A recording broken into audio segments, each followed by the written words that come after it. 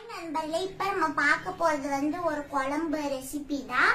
அது மட்டன் குழம்பு மாதிரி சூப்பரா இருக்கும் டேஸ்ட். ஆனா மட்டன் இல்ல, நம்ம அவரை பருப்பு ஊற வச்சுதான் நம்ம பண்ண போறோங்க.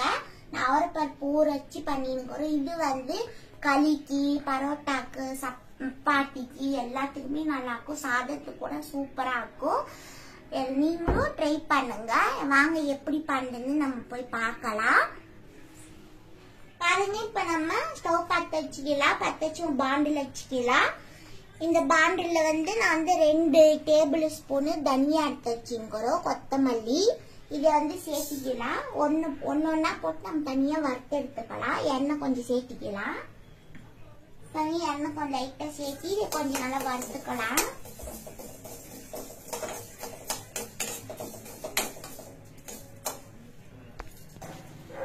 பாருங்க, இப்ப நம்ம தனியா வறுத்தாச்சு. இப்ப நம்ம ஸ்ட்ரெயிட்டா அப்படியே மிக்ஸி ஜார்லயே சேர்த்துக்கலாம். நீங்க நினைக்கலாம் எல்லாம் ஒன்னாவே போட்டு வறுத்துக்கலாம் இல்லையான்ட்டு. ஆனா இதெல்லாம் தனித்தனியா வறுத்து சேர்த்தனாதான் இது நம்மளுக்கு சார் டேஸ்டா கிடைக்கும். அதனாலதான் இது வறுக்கிறது மட்டும் தான் நம்மளுக்கு மிச்சம் குழம்பு சீக்கிரமா ஆயிரும். பாருங்க, இப்ப மிளகா நான் ஒரு 9 மிளகா வச்சுக்கிறோம். கார மிளகா நீங்க உங்க காரத்துக்கு ஏத்த மாதிரி வச்சுக்காங்க. இதையும் இப்ப சேர்த்திக்கலாம். சேர்த்திட்டு லைட்டா எண்ணெய் சேர்த்திட்டு இதையும் வறுத்துக்கலாம். பாருங்க, இப்ப இது நல்லா வறுத்தாச்சு. இப்ப இது நம்ம மிக்ஸி ஜார்ல சேர்த்திக்கலாம்.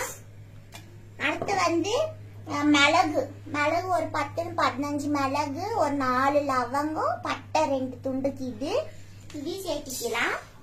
இதையும் சேர்த்திட்டு அதே எண்ணெய்க்கு இது பாண்டு இல்ல, அதையே நம்ம வறுத்து எடுத்துக்கலாம்.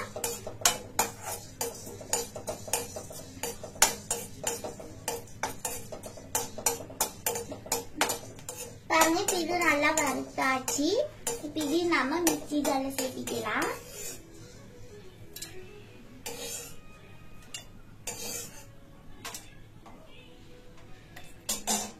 பாருங்க, அடுத்து சோம்பு ஒரு அரை டீஸ்பூனு சோம்பு சேர்த்திக்கலாம்.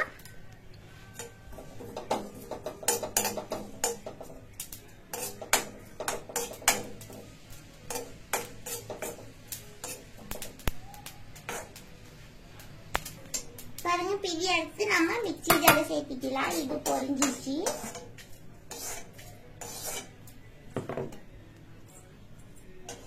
அடுத்து நம்ம பூண்டு ஒரு 10 பல்லுக்கு பூண்டு சேர்த்திக்கலாம். அடுத்து இஞ்சி ஒரு அரை துண்டுக்கு அதையும் சேர்த்திக்கலாம். அதுக்கப்புறமா வெங்காயம் 1, தக்காளி 1 கட் பண்ணி வச்சுக்கணும். ஒன்னு தான் போதும். ஒரு வெங்காயத்தையும் நம்ம சேர்த்திக்கலாம். தக்காளி அதுக்கப்புறம் சேர்த்திக்கலாம். பாருங்க, இப்ப நம்ம இதுக்கு நல்லா கொஞ்சம் எண்ணெய் விட்டு நம்ம வெடிப்பிக்கலாம்.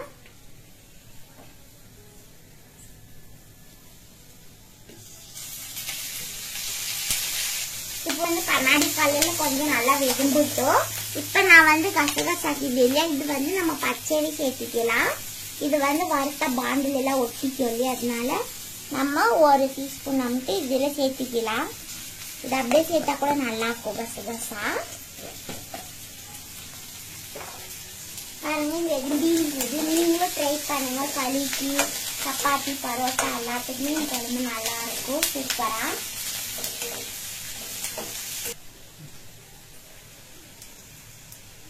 பாருங்க நண்பர்களே, இவ்வளவு வெந்தி இருக்குது. வெங்காயம் இவ்வளவு வெதுமனா போதும். அடுத்து நம்ம தக்காளி, ஒரு தக்காளிக்கு அதையும் நம்ம சேர்த்துக்கலாம். இது நல்லா வெந்து தக்காளி நல்லா குழம்பு பேஸ்ட் மாதிரி வரணும். அப்ப நம்ம ஸ்டவ் ஆஃப் பண்ணிக்கலாம்.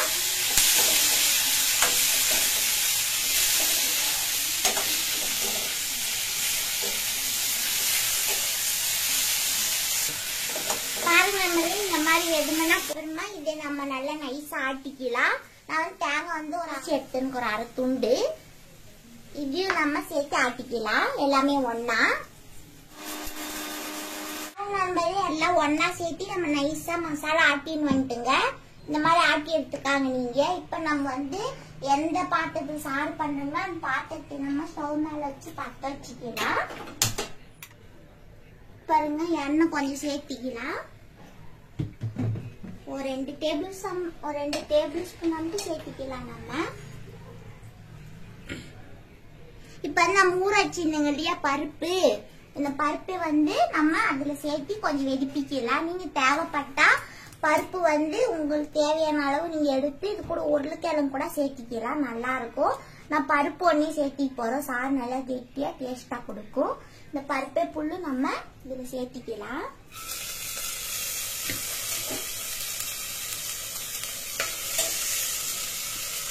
இதுக்கும் நீங்க உருளைக்கிழங்கு ஒண்ணுதான் சேர்க்க முடியும், வேற எந்த காயும் வேணாம். உருளைக்கிழங்கு பருப்பு போட்டோம்னா சூப்பரா அருமையா இருக்கும்.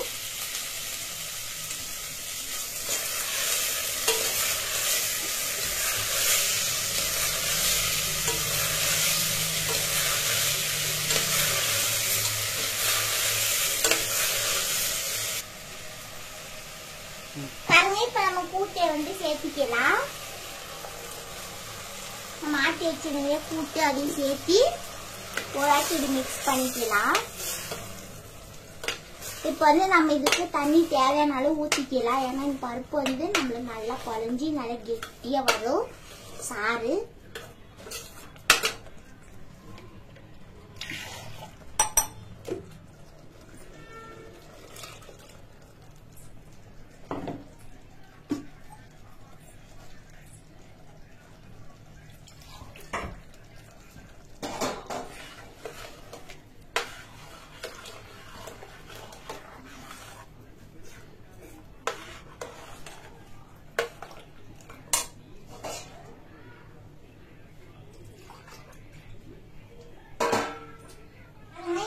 தண்ணி தேவையான அளவு சேர்த்தியாச்சு. இப்ப வந்து மஞ்சள் தூள் கொஞ்சம் சேர்த்திக்கலாம். சேர்த்திட்டு அதுக்கப்புறம் உப்பு சேர்க்கணும். ஏன்னா நீங்க கூட்டாட்டுக்குள்ளே மஞ்சள் தூள் சேர்த்து ஆட்டிக்கலாம். இப்ப நம்ம வந்து உப்பு சேர்த்திக்கலாம். நான் இந்த மாதிரி 1 டீஸ்பூன் சேர்த்த போறோம். பாருங்க, அப்போ 1 ஸ்பூன் போட்டு இப்போ ஒரு 1/2 ஸ்பூன் 1 ஸ்பூன் போட்டுக்காங்க, கரெக்டா இருக்கும். இந்த மாதிரி கொஞ்சம் லைட்டா போட்டுக்கலாம். கரெக்டா 1 ஸ்பூன் போடுங்க, கரெக்டா இருக்கும். இப்ப நம்ம வந்து இதெல்லாம் நல்லா மிக்ஸ் பண்ணிட்டு இப்ப நம்ம குக்கர் மூடி போட்டுடலாம்.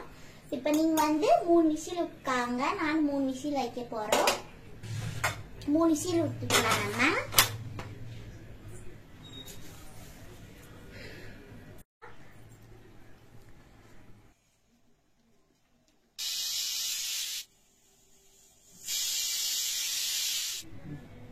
பாருங்க, நண்பரே விசில் புள்ள போயிருக்குது. இப்ப நான் வந்து காட்டுறோம். பாருங்க, விசில் புள்ள போயிட்டு இருக்குது.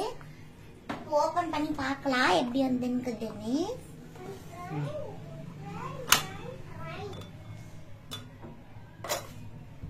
பாருங்க, நம்ம குழம்பு ரெடியா இருந்துச்சு. இந்த மாதிரி தான் வந்துருக்குது. பாருங்க, உங்களுக்கு பார்த்தாலே தெரியும். பாருங்க, இந்த மாதிரி